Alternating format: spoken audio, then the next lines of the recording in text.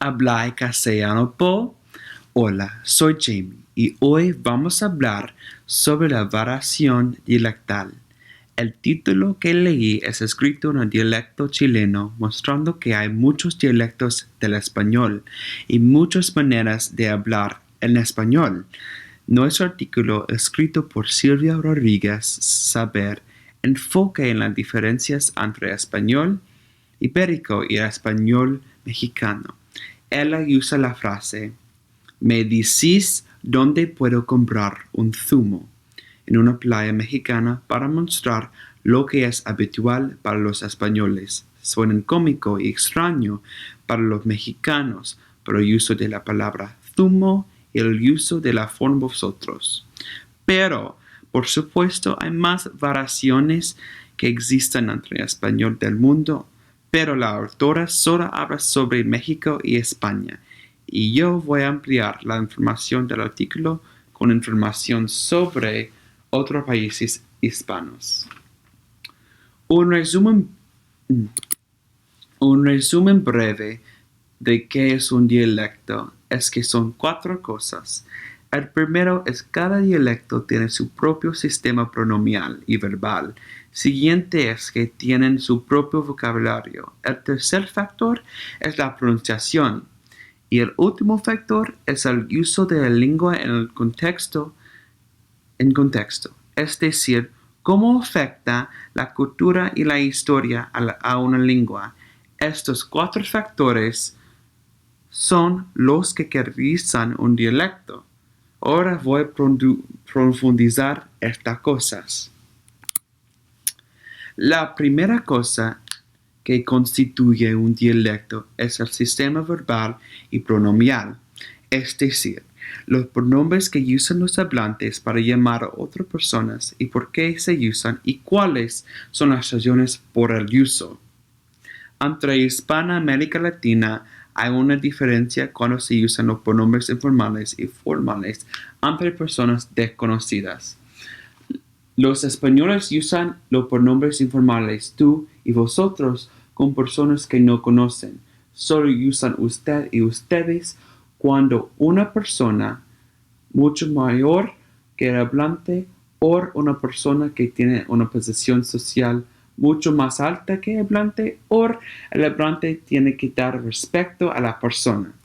En México y en América Latina es más común usar usted con cualquier persona desconocida y por supuesto dar respeto a las personas que lo merecen. Vosotros es usar exclusivamente en España. Entonces puede decir que cuando una persona de América Latina habla con un grupo, no existe el concepto de familiaridad porque solo usan la forma de ustedes. Esto no estaba mencionado en el artículo, pero el voceo también es parte de un sistema pronominal y verbal en los países donde usan el voceo. Es un pronombre de familiaridad y lo irónico es que no existe una forma plural de voceo y los países que se usan el voceo usan ustedes como el resto de América Latina. Entonces esto es interesante porque todavía tienen la informalidad entre los grupos. La siguiente diferencia entre dialectos es el vocabulario diferentes. Diferencias de vocabulario son comunes en lenguas tan habladas como español. La autora enfoca en las diferencias entre el vocabulario ibérico y el vocabulario mexicano. Aquí se pueden ver los ejemplos del artículo, representadas por Penélope Cruz, que es española, y Salma Hayek, que es mexicana. Penélope dice zumo, que es de la frase que creó la autora, y Salma dice jugo. Penélope dice pavo y Salma dice guajolote, que viene de una palabra indígena. Y finalmente Penélope dice judías y Salma dice frijoles. La autora no da más ejemplos, entonces yo quiero darles más ejemplos de vocabulario que no son solamente de México y España. Aquí se puede ver dos de mis novios, James Rodríguez, y que es de Colombia, y Alexis Sánchez, que es de Chile. Los dos son bonitos, por supuesto, y tienen dialectos distintos. Aquí hay palabras comunes que significan la misma cosa en un dialecto distinto. Auto es común en Sudamérica. Carro en Norteamérica y América Central. Y coche está usado en España.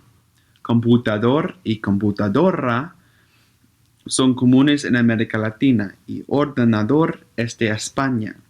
Anteojos y lentes son comunes en América Latina y gafas está usado por el mundo entero hispano. La siguiente diferencia es de la pronunciación. La autora solo habla sobre la diferencia entre el ceseo de España y el ceseo de América Latina. Aquí hay ejemplos de cómo pronuncian varias palabras. Luis, que es de España, dice cine como cine. Y Shakira, que es de Colombia, dice cine. Luis dice zapato como zapato. Y Shakira dice zapato. Luis dice Sicilia como Sicilia. Y Shakira dice Sicilia. El deseo distingue la diferencia ortografía entre S, Z, S. Entonces solo se usa con ZA, ZO, ZU, ZI, ZE, CE y CI. Eso no estaba en el artículo, pero quería darles más ejemplos de diferencias entre los dialectos en el contexto de pronunciación. El concepto del yeísmo y yeísmo es común en los dialectos de español. Un dialecto puede pronunciar ella y y con el mismo sonido o, y, o, ya. O puede distinguir entre las dos letras. Entonces uno puede decir llegar y yendo, o llegar y yendo. Además, hay el fenómeno del debuggalization. Y eso es cuando un hablante no pronuncia el S al fin de la palabra y reemplaza ese sonido con H sin voz. La canción cubano a lo cubano es un buen ejemplo y no muestra la S. Entonces, normalmente es a los cubanos, pero en la canción es a lo cubano. La última diferencia es la lengua en contexto por cómo afecta la manera de hablar la cultura y la historia. Para entender eso, tiene que investigar las cuestiones gramáticas de la cultura. La autora explica que puede ver las diferencias dialectales en los actos de habla de un hablante, como peticiones, como pedir a alguien, a alguien o alguna cosa, imitaciones como hablar con una persona y las disculpas para pedir perdón a una persona.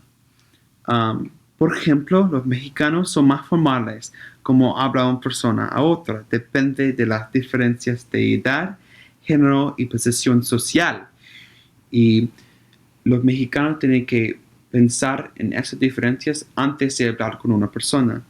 También la historia del colonialismo afecta la manera que hablan, porque todavía existe la desigualdad en la América Latina, entonces todos piensan de las posiciones sociales.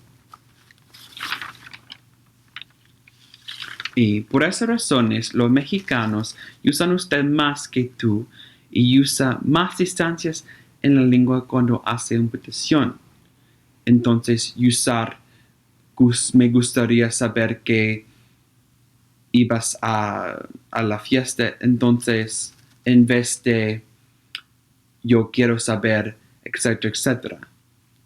Pero a otro lado, los españoles hablan con más familiaridad, entonces usan tú y vosotros más frecuentemente que usted y ustedes. La autora piensa que la familiaridad es una herramienta de unir los españoles después de Franco. Los españoles hablan directamente y informalmente para crear una comprensión universal entre sí. Entonces los españoles no usan ustedes si no hay una gran diferencia entre las personas. Entonces, muchas gracias a todos. Ahora Beverly va a hablar sobre la pragma lingüística y sus teorías. Como Jamie ha dicho, hay varias características que diferencian los dialectos del español.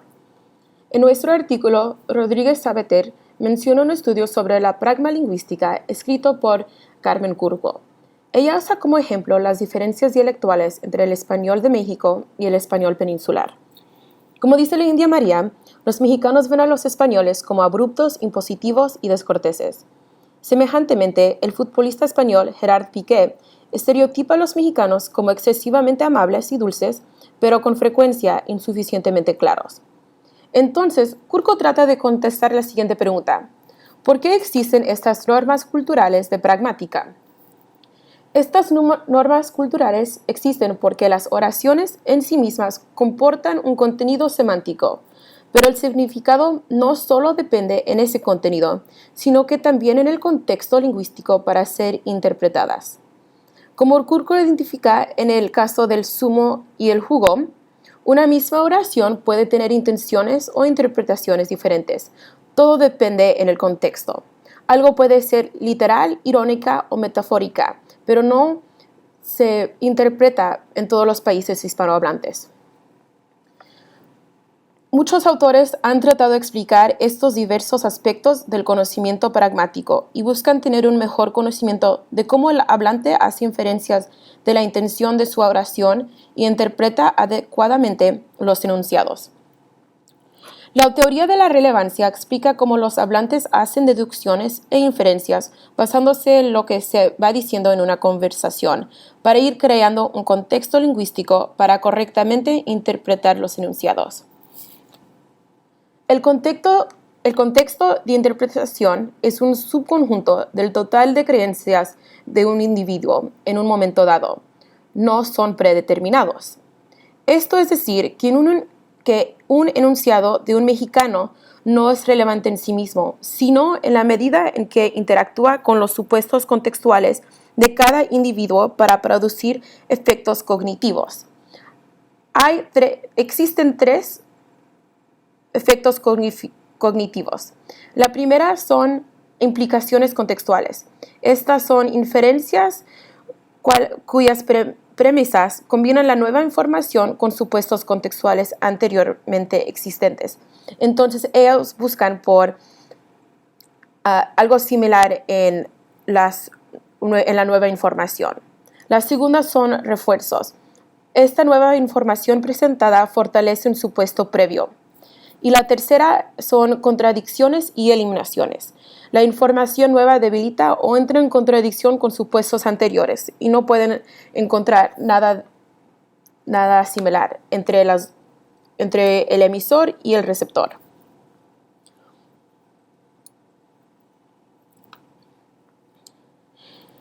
Esta teoría concluye que el proceso de decodificar la información lingüística es automático y está a cargo de la facultad del lenguaje. Tiene como resultado la búsqueda de consistencia con el principio de la relevancia.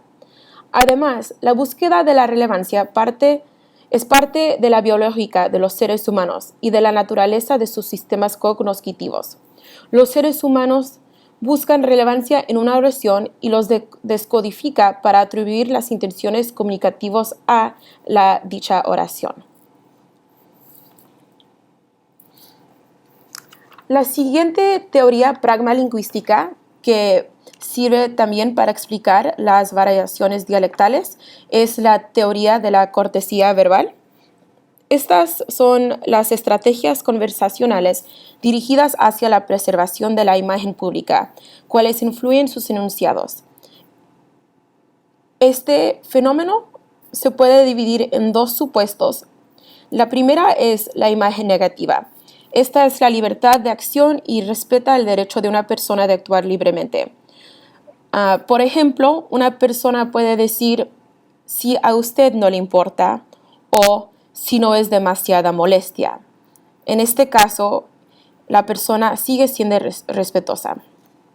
Por otra parte, una imagen positiva es la necesidad de ser reconocidos de los demás y compartir de sus deseos y creencias. Una persona con una imagen positiva articula un conocimiento de los valores de la otra persona que satisface el deseo de la persona de ser aceptado.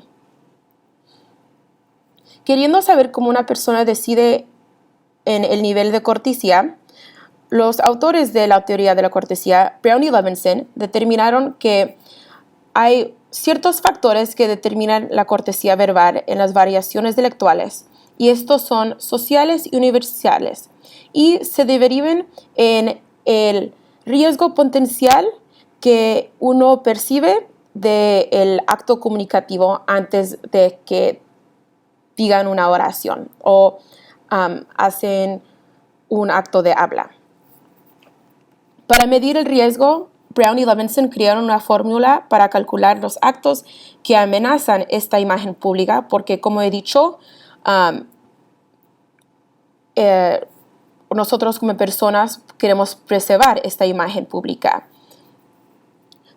Estos son, primero, el poder relativo, que es el P grande, y este es el poder que el destinatario tiene sobre el emisor.